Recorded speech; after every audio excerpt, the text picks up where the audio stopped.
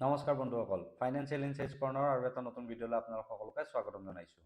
আজিৰ এই ভিডিঅ'টোত আমি ডিছকাছ কৰিম যে শ্বেয়াৰ মাৰ্কেটত নতুনকৈ যিবিলাক মানুহে এণ্ট্ৰি কৰে অৰ্থাৎ নতুনকৈ ট্ৰেডিং ষ্টাৰ্ট কৰে বা ইনভেষ্টিং কৰে বেছিভাগ মানুহৰে কি কাৰণে লোকচান হয়। শ্বেয়াৰ মাৰ্কেটত এটা কথা আছে যে 100% মানুহৰ ভিতৰত 90%ে লোকচানত থাকে আৰু অকল 10% মানুহে ছাকচেছফুল হ'ব পাৰে। চ' এই বস্তুটো কি কাৰণে, এনেকুৱা কি ভুল আছে বা এনেকুৱা কি মিষ্টেক্স আছে যাৰ কাৰণে 99% মানুহে বা 90% মানুহে আপোনাৰ লোকচান কৰিব লগা হয় বা শ্বেয়াৰ মাৰ্কেটত লছ কৰিব লগা হয়। তো বলক সেইখিনি কথা ডিছকাছ কৰোঁ আৰু আজিৰ এই ভিডিঅ'টো আৰম্ভ কৰোঁ।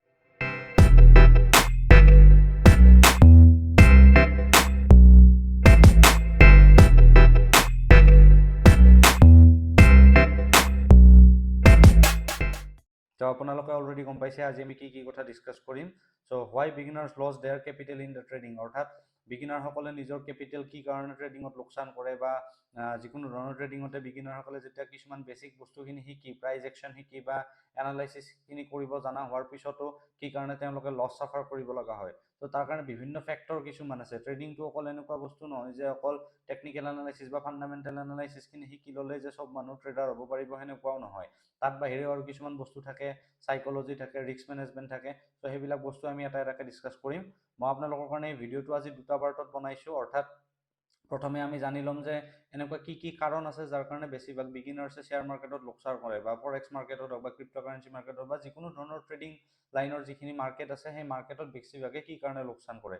চ' প্ৰথমটো যদি আমি পইণ্ট চাওঁ সেইটো হৈছে আপোনাৰ লেক অফ এডুকেশ্যন। এতিয়া লেক অফ এডুকেশ্যন মানে হ'ল বহুত সংখ্যক মানুহ এনেকুৱা আছে যোনে ধৰি লওক ট্ৰেডিংটো বেলেগৰ প্ৰফিট দেখা পায় বা বেলেগৰ স্ক্ৰীনশ্বট কিছুমান পায় বা বেলেগৰ ভিডিঅ' পাই ইনস্পায়াৰ্ড হৈ যায় যে আমিও যদি এনেকৈ ট্ৰেডিং কৰি পইচা ইনকাম কৰিব পাৰোঁ ভাল হ'ব। কিন্তু তেওঁলোকে সেই বস্তুটোত অকল প্ৰফিটটোৰ পিছত দৌৰে, এডুকেশ্যনটোৰ পিছত নদৌৰে। শ্বেয়াৰ মাৰ্কেট যেনেকুৱা হৈছে এনেকুৱা এটা বস্তু য'ত আপোনাৰ পইচা ইনকাম কৰিবৰ কাৰণে আপোনাৰ নলেজ থকাটো খুবেই দৰকাৰ। বিকজ এইটো এটা বহুত ডাঙৰ মানে এটা বিজনেছ হয়। লগতে ইয়াৰ কাৰণে আপোনাৰ বহুত ধৰণৰ বস্তু জনাটো দৰকাৰ। আপোনাৰ প্ৰাইজ একশ্যন হওক, কেণ্ডেলষ্টিক পেটাৰ্ণ হওক বা বিভিন্ন মাৰ্কেটৰ ওপৰত নলেজ থকাটো দৰকাৰ, বিভিন্ন ট্ৰেডিঙৰ ওপৰত নলেজ থকাটো দৰকাৰ। কিন্তু বহুত সংখ্যক মানুহে কি কৰে, সেই নলেজখিনি নোলোৱাকৈ ডাইৰেক্টলি ট্ৰেডিং ষ্টাৰ্ট কৰে। কিছুমানে ফৰেক্সত কৰে, কিছুমানে ইণ্ডিয়ান ষ্টক মাৰ্কেটত কৰে, কিছুমানেতো ইণ্ডিয়ান ষ্টক মাৰ্কেটত বেছিক বস্তুখিনি নাজানাকৈ ডাইৰেক্ট ফিউচাৰ্ছ এণ্ড অপশ্যনত ট্ৰেড কৰা ষ্টাৰ্ট কৰি দিয়ে, যোনটো সাধাৰণতে মানে প্ৰিফাৰেবল নহয়। বিকজ ফিউচাৰ্ছ এণ্ড অপশ্যনটো এটা বহুত মানে ভলেটাইল ট্ৰেডিং হয় বা ক'ব গ'লে ৰিস্কি ট্ৰেডিং হয়। চ' তাৰ কাৰণে শ্বেয়াৰ মাৰ্কেটৰ বেছিক নলেজখিনি থকাটো দৰকাৰ। চ' অৰ্থাৎ ক'ব গ'লে লেক অফ এডুকেশ্যন আৰু নলেজৰ কাৰণে বেছিভাগ মানুহে ট্ৰেডিং কৰে। চ' তাৰ কাৰণে ট্ৰেডিং কৰাৰ আগতে গোটেই বস্তুখিনি জনাটো দৰকাৰ। প্ৰাইজ একশ্যনে কিদৰে কাম কৰে, শ্বেয়াৰ মাৰ্কেটত ষ্টক কি হয়। আপোনালোকক মই মোৰ চেনেলটোৰ আগত যিখিনি ভিডিঅ' বনাইছোঁ তাতে আপোনালোকে চালে গম পাব, মই বেছিকখিনিৰ ওপৰত বহুতখিনি বস্তু অলৰেডি কোৱা হৈছে। চ' তাতেও আপোনালোকে চালে গম পাব যে কি ইণ্ডেক্স থাকে, ষ্টক মাৰ্কেট কি হয় বা ইণ্ডেক্সেছবিলাকে কি কাম কৰে, ষ্টকৰ কি টাইপছ থাকে, এনেকুৱা বিভিন্ন ভিডিঅ' মই বনাইছোঁ, আপোনালোকে চাব পাৰিব। চ' নেক্সট আমাৰ যদি ছেকেণ্ড পইণ্টলৈকে চাওঁ সেইটো হৈছে আপোনাৰ ইম'চনেল ট্ৰেডিং। এতিয়া ইম'চনেল ট্ৰেডিং মানে ক'ব গ'লে ধৰি লওক কিছুমানে প্ৰাইজ একশ্যন শিকি লয় বা শ্বেয়াৰ মাৰ্কেটে কেনেদৰে কাম কৰে গোটেইখিনি বস্তু চাই লৈছে। চোৱাৰ পিছত তেওঁ ট্ৰেডিং কৰে, তেওঁৰ ধৰি লওক এদিন প্ৰফিট হ'ল, দুদিন প্ৰফিট হ'ল, 3 নম্বৰ দিনা ছাপ'জ কিবা কাৰণত তেওঁৰ এনালাইচিছ ভুল হ'ল আৰু লোকচান হ'ল। কিন্তু ভুল হোৱা টাইমত শ্বেয়াৰ মাৰ্কেটত লাভ থাকে যদি লোকচানো থাকিব। এনালাইচিছ ভুল হোৱাটো একো ডাঙৰ বস্তু নহয়, চবৰে সেইটো হয়। যিমান ডাঙৰ ট্ৰেডাৰ নহওক কিয়, এনেকুৱা কোনো ট্ৰেডাৰ আজিলৈকে পৃথিৱীত নাই যোনে ধৰি লওক লছ কৰি পোৱা নাই। চবৰে একদিন নহয় একদিন কেতিয়াবা লছ হয়েই। কিন্তু এই বস্তুটোৱে কিছুমান ট্ৰেডাৰে বা কিছুমান মানুহে টেকেল কৰিব নোৱাৰে, অৰ্থাৎ হেণ্ডেল কৰিব নোৱাৰে। আৰু তেতিয়া তেওঁলোকে ইম'চনেলি বস্তুটো লৈ লয় যে মোৰ কিয় লছ হ'ল, মোৰ লছ হ'ব নালাগিছিল, মোৰ এনালাইচিছ পাৰফেক্ট আছিল, কিয় লছ হ'ল। সেই বস্তুৰ ওপৰত তেওঁলোকে ইম'চনেলি ডিপেণ্ডেণ্ট হয়, ৰিভেঞ্জ ট্ৰেডিং কৰে বা মাৰ্কেটৰ ওপৰত নিজৰ খং দেখায়। চ' আল্টিমেটলি এনেকুৱা ডিচিশ্যনবিলাকে ইম'চনেল ট্ৰেডিঙৰ ফলত নিজৰ কেপিটেল লছ কৰাৰ কাৰণ হয়। বিকজ ট্ৰেডিং কৰাৰ কাৰণে এটা ঠাণ্ডা মাথা থকাটো দৰকাৰ, সুস্থ মানে এটা পৰিৱেশত কৰাটো দৰকাৰ। লগতে মানে বস্তুখিনি জানি বুজি ভালদৰে নিজৰ চাইক'লজিটো মেইনটেইন কৰি চাইক'লজিকেলি ষ্ট্ৰং হৈ পেলাই ট্ৰেডিং কৰাটো দৰকাৰ। কিন্তু যিবিলাকে ধৰি লওক এই বস্তুখিনি ইগন'ৰ কৰি ডাইৰেক্টলি ট্ৰেডিং কৰে বা ইম'চনেল ট্ৰেডিং কৰে, তেওঁলোকৰো লছ হোৱাটো দেখা যায়। আৰু কিছুমানৰতো এনেকুৱা পৰ্যন্ত হয় যে তেওঁলোকে ট্ৰেডিং কৰাৰ কাৰণে যিমানখিনি কেপিটেল নিজৰ ডিমেট একাউণ্টত হওক বা ফৰেক্স একাউণ্টত হওক ৰাখিছে, কেতিয়াবা গোটেই কেপিটেলো চাফা হৈ যায় বা গোটেই কেপিটেল তেওঁলোকৰ লছত গুচি যায়। চ' ইম'চনেল ট্ৰেডিংটো অভাৰকাম কৰাৰ কাৰণে বিভিন্ন ধৰণে নিজকে ষ্ট্ৰং কৰিব পাৰি। চাইক'লজিৰ ওপৰত বিভিন্ন কিতাপ আছে, সেই কিতাপবিলাক পঢ়াটো দৰকাৰ। ট্ৰেডিঙৰ ওপৰতো বিভিন্ন কিতাপ আছে, এই কিতাপবিলাক পঢ়ি বা বুক চামাৰি শুনি, কুকু এফএমত বুক চামাৰি পোৱা যায় বিভিন্ন ধৰণৰ ট্ৰেডিঙৰ কিতাপত, নিজৰ চাইক'লজিটো এনেদৰে ষ্ট্ৰং কৰিব পৰা যায়। মই অনাগত দিনৰ বেলেগ ভিডিঅ'ত আপোনালোকক জনাম ট্ৰেডিঙৰ কাৰণে কি কি কিতাপ পঢ়াটো দৰকাৰ বা কি কি কিতাপে আপোনালোকক ট্ৰেডিং এজন ছাকচেছফুল ট্ৰেডাৰ হ'বৰ কাৰণে হেল্প কৰিব, সেইখিনি বস্তু মই পিছৰ ভিডিঅ'ত জনাম। এতিয়া যদি আমি থাৰ্ড পইণ্টত আহোঁ, তেতিয়াহ'লে আপোনালোকৰ স্ক্ৰীণত দেখা পাইছে অভাৰ ট্ৰেডিং। এতিয়া অভাৰ ট্ৰেডিং বুলি ক'ব গ'লে ডেফিনেশ্যনটো এনেকুৱাই, যিবিলাক মানুহ ধৰি লওক ট্ৰেডিঙৰো এটা লিমিট থাকে যে দিনটোত ইমানটা ট্ৰেড লোৱাটো দৰকাৰ। এতিয়া এইটো প্ৰত্যেকজন মানুহ হিচাপে বেলেগ বেলেগ হয়। যোন ধৰি লওক বহুত যাৰ চাইক'লজি ভাল, ৰিস্ক মেনেজমেণ্ট ভাল, তেওঁলোক মেক্সিমাম মানুহ দিনটোত 2টা বা 3টাতকৈ বেছি ট্ৰেড নলয়। কিন্তু কিছুমান নতুনকৈ যিবিলাকে বিগিনাৰে আৰম্ভ কৰে বা নতুনকৈ যিবিলাকে শিকে, তেওঁলোকে কেতিয়াবা একদিনতে 5টা 10টা ট্ৰেডো লোৱা দেখা যায়। সেইটো একচুৱেলি নিয়ম নহয়। ট্ৰেডিঙৰ ৰুলটোৱে হ'ল যে প্ৰথমতে এনালাইচিছ কৰিব লাগে, যদি এনালাইচিছ আৰু পাৰফেক্ট হয়, যদি নিজৰ এণ্ট্ৰি পইণ্ট পাইছোঁ, তেতিয়াহে ট্ৰেড ল'ব লাগে। উইদাউট এণ্ট্ৰি পইণ্ট ট্ৰেডটো কি কাৰণে ল'ম সেই বস্তু নাজানাকৈ যদি কোনোবা এজনে ট্ৰেড লৈছে, সেইটো পাৰফেক্ট ট্ৰেড বুলি কোৱা নহয়। আৰু সেনেকুৱা ক্ষেত্ৰত বহুত মানুহে লোকচান হোৱাটো দেখা যায়। গতিকে অভাৰ ট্ৰেডিঙৰ এভইড কৰাটো দৰকাৰ। তাৰপিছত এটা আছে আপোনাৰ 4 নম্বৰ পইণ্টত চেচিং লছেছ। লছেছ মানে কি, ধৰি লওক এজন মানুহে প্ৰথমতে ষ্টাৰ্টিঙতে প্ৰফিট কৰিছিল, তাৰপিছত ধৰি লওক কণ্টিনিউৱাছলি তেওঁৰ লছ হৈ আছে। তেওঁ গম পাইছে যে তেওঁৰ কণ্টিনিউৱাছ লছ হৈ আছে, তেওঁ ব্ৰেক লোৱাটো দৰকাৰ। কিন্তু সেইটো টাইমত তেওঁ ব্ৰেক নলৈ কি কৰে, ৰিভেঞ্চ ট্ৰেডিং কৰে, মাৰ্কেটৰ পৰা মানে নিজকে চেলেঞ্জ কৰে আৰু নিজকে যে মই নিজৰ যোনখিনি বস্তু লোকচান হৈছে সেইখিনি মই মাৰ্কেটৰ পৰা লৈহে এৰিম। তো সেনেকুৱা ধৰণৰ চেলেঞ্জিং মুডত যাই পেলাই যদি আমি মাৰ্কেটৰ লগত যুঁজিব যাওঁ, তেতিয়াহ'লে কোনো মানুহে নিজৰ প্ৰফিট কৰিব নোৱাৰিব। গতিকে লছ চবৰে হ'ব যদিও লছটো হেণ্ডেল কৰি নিজে তাৰ কাৰণে বেকআপ প্লেন বা বেকআপ ছেটআপ নিজে ক্ৰিয়েট কৰাটো দৰকাৰ, যাতে লছটোৰ পিছত নদৌৰি প্ৰফিট কৰিব পৰা যায়। ইগনৰিং ৰিস্ক মেনেজমেণ্ট। ইগনৰিং ৰিস্ক মেনেজমেণ্ট মানে হ'ল, ছাপ'জ আপোনাৰ এটা নৰ্মেল ডিমেট একাউণ্ট আছে, য'ত আপোনাৰ 1 লাখ টকাৰ টোটেল কেপিটেল আছে। এতিয়া ৰিস্ক মেনেজমেণ্টৰো কিছুমান ধৰি লওক ষ্টেণ্ডাৰ্ড হেৰি থাকে। এতিয়া যদি আপোনাৰ 1 লাখ টকাৰ কেপিটেল হয়, আপুনি এনেকুৱা কৰাটো উচিত নহয় যে আপুনি এটা ট্ৰেডতে 1 লাখ টকা গোটেই লগাই দিছে। সেইটো যদি কৰে, এইটো আপোনাৰ ৰিস্ক মেনেজমেণ্ট ফ'ল' কৰা নহ'ব। বিকজ ৰিস্ক মেনেজমেণ্ট হৈছে এনেকুৱা এটা বস্তু যোনটোৰ যোগেদি আপুনি আল্টিমেটত যাই পেলাই লাষ্টত যাই পেলাই প্ৰফিটেবল হ'ব পাৰিব। যদি আপোনাৰ ৰিস্ক মেনেজমেণ্ট ভাল নহয়, তেতিয়াহ'লে আপুনি যিমান টেকনিকেল এনালাইচিছ জানিলেও, যিমান ফাণ্ডামেণ্টেল এনালাইচিছ জানিলেও আপুনি ছাকচেছফুল ট্ৰেডাৰ কেতিয়াও হ'ব নোৱাৰে। চ' ৰিস্ক মেনেজমেণ্টতো বহুত বস্তু আহে, যে কিমান টকাৰ কেপিটেল হ'লে কিমান টকা ইউজ কৰাটো দৰকাৰ, এটা ট্ৰেডত কিমান % কেপিটেল ইউজ কৰাটো দৰকাৰ। চ' এনেকুৱা বহুত বস্তু আছে।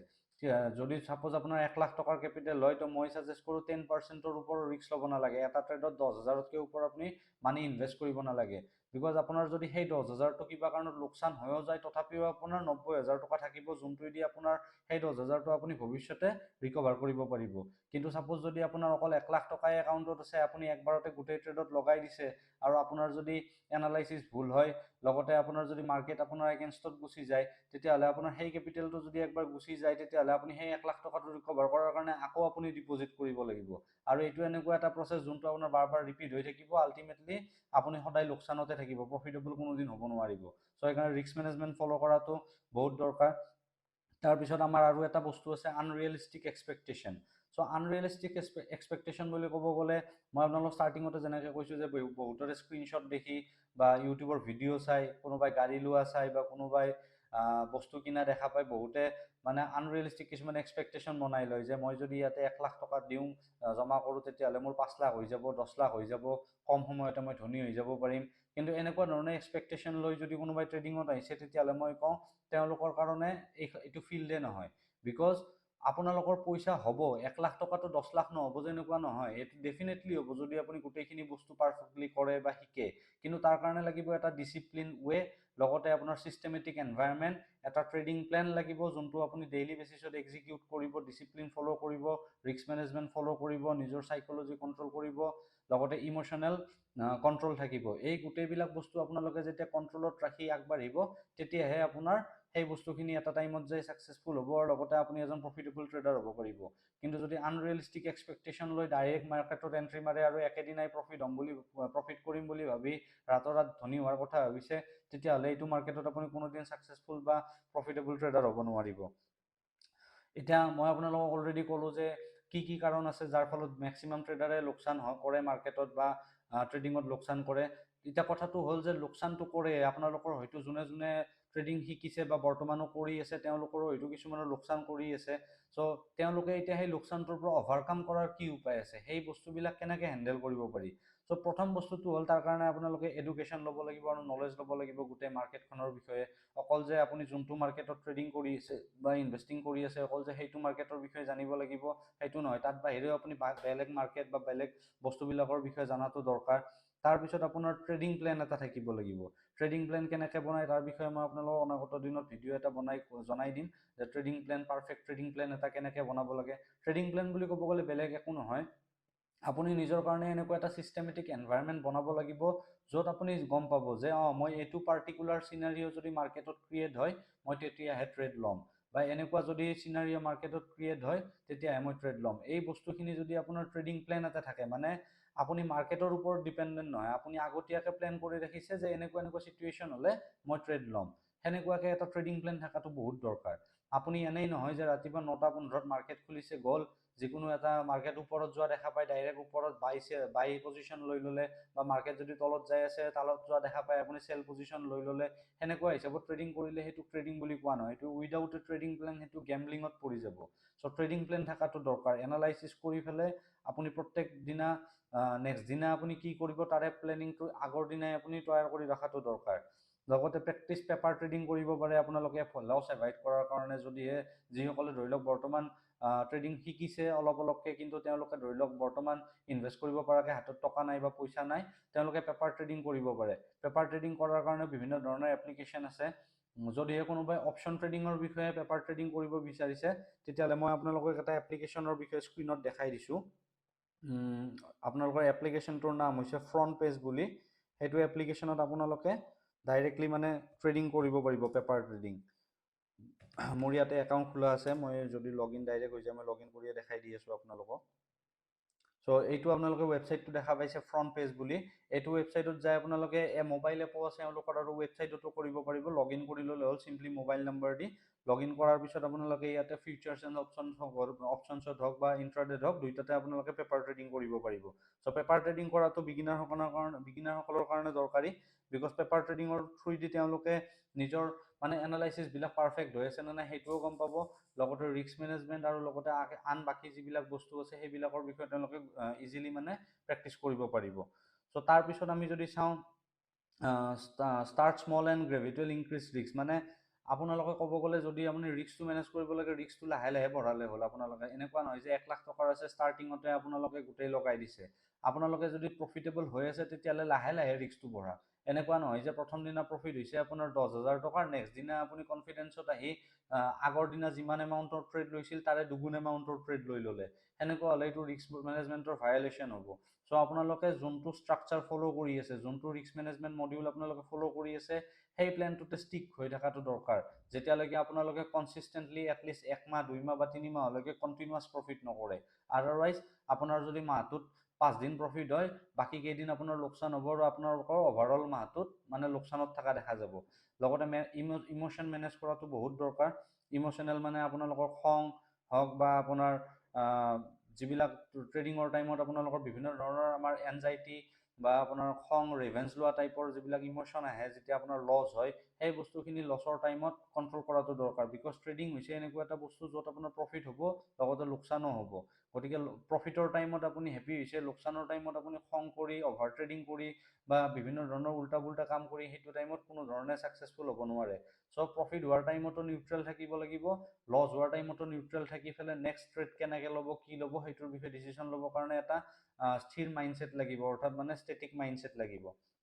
লগতে আপোনালোকে গাইডেঞ্চ ল'ব পাৰে, যদিহে আপোনালোকে ধৰি লওক ৰিলেটিভ কোনোবা ডাঙৰ মানুহ আছে বা ধৰি লওক ইউটিউবৰো বিভিন্ন ডাঙৰ ডাঙৰ ইউটিউবাৰ আছে, বা ময়ো আপোনালোকক শিকাই আছোঁ বস্তুবিলাক কেনেকৈ কি কৰিব পাৰে। কিবা কুৱেশ্যন থাকিলে আপোনালোকে মোকো সুধিব পাৰে। চ' এনেকুৱা ধৰণৰ গাইডেঞ্চ যদি ল'ব পাৰে কোনোবা এজন অলৰেডি যোনে ট্ৰেডিং কৰি আছে বা যোনে ট্ৰেডিঙৰ বিষয়ে জানে, সেনেকুৱা মানুহৰ গাইডেঞ্চত কৰিলে আপোনালোকে বস্তুখিনি ইজিলি শিকিব পাৰিব। চ' এইখিনিয়ে আজিৰ ভিডিঅ'টোত আশা কৰোঁ সকলোৱে বুজি পাইছে যে মেক্সিমাম বিগিনাৰে কি কাৰণে ট্ৰেডিঙত বা শ্বেয়াৰ মাৰ্কেটত লোকচান কৰে। চ' এই বস্তুখিনি যদি আপোনালোকে ভালদৰে অবজাৰ্ভ কৰে আৰু গোটেইখিনি বস্তু ৰুল এণ্ড ডিচিপ্লিন যদি ফ'ল' কৰিব পাৰে, তেতিয়া আপোনালোকে টেকনিকেল আৰু ফাণ্ডামেণ্টেল গোটেইবিলাক বস্তু শিকাৰ পিছত নিশ্চয় এজন ছাকচেছফুল ট্ৰেডাৰ বা পাৰ্ট টাইম হিচাপেও আপোনালোকে ট্ৰেডিং কৰি পেলাই নিজৰ কাৰণে এটা ভাল প্ৰফিট জেনেৰেট কৰিব পাৰিব। আশা কৰোঁ ভিডিঅ'টো চাই সকলোৱে ভাল পাবে। লগতে মই সকলোকে ৰিকুৱেষ্ট কৰিছোঁ যে মোৰ যাতে চেনেলটো ছাবস্ক্ৰাইব কৰি দিয়ে, বিকজ আপোনালোকৰ এই ছাপৰ্টখিনিৰ সহায়ত মই অনাগত দিনত বেলেগ বেলেগ টপিকত ভিডিঅ' বনাবৰ কাৰণে আগ্ৰহ পাম। চ' ধন্যবাদ।